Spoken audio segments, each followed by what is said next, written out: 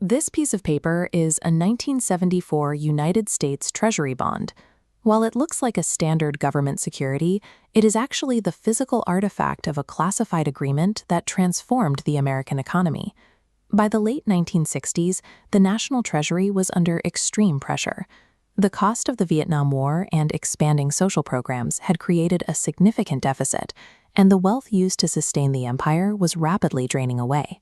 At the time, the world operated under the Bretton Woods system, where the US dollar was strictly pegged to gold. As the deficit grew, foreign governments lost confidence in the dollar's value and began demanding the US exchange their currency for actual gold.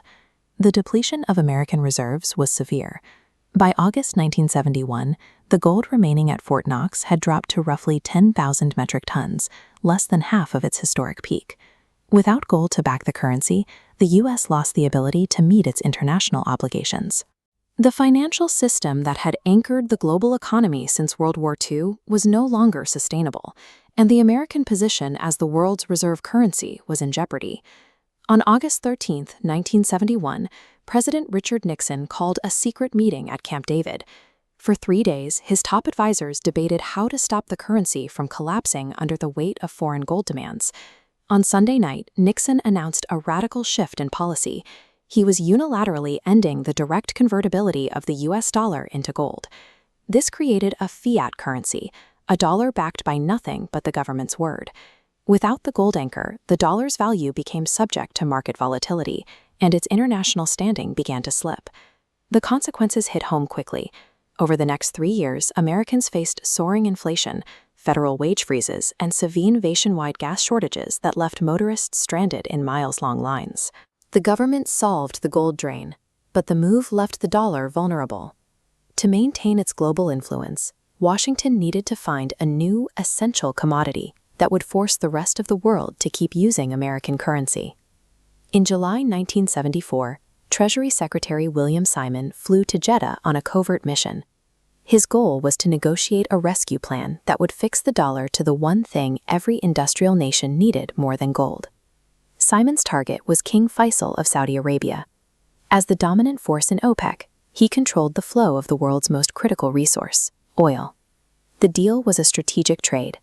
The U.S. provided an absolute guarantee of military protection and high-tech weaponry to secure the Saudi royal family and their oil fields.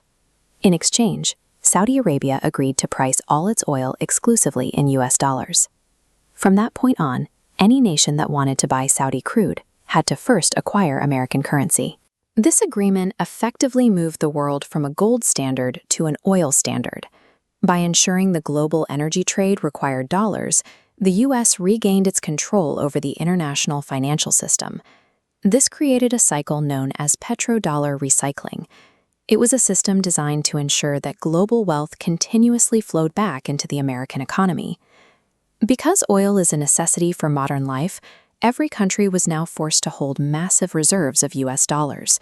This global demand kept the value of the currency high, even without gold backing. As global oil prices rose, Saudi Arabia began accumulating tens of billions in surplus dollars.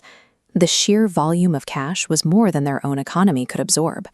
The secret agreement ensured those surpluses didn't sit idle. The Saudis used their extra dollars to purchase U.S. Treasury bonds, effectively lending their oil profits back to the United States. This meant that other nations were effectively financing the American national debt.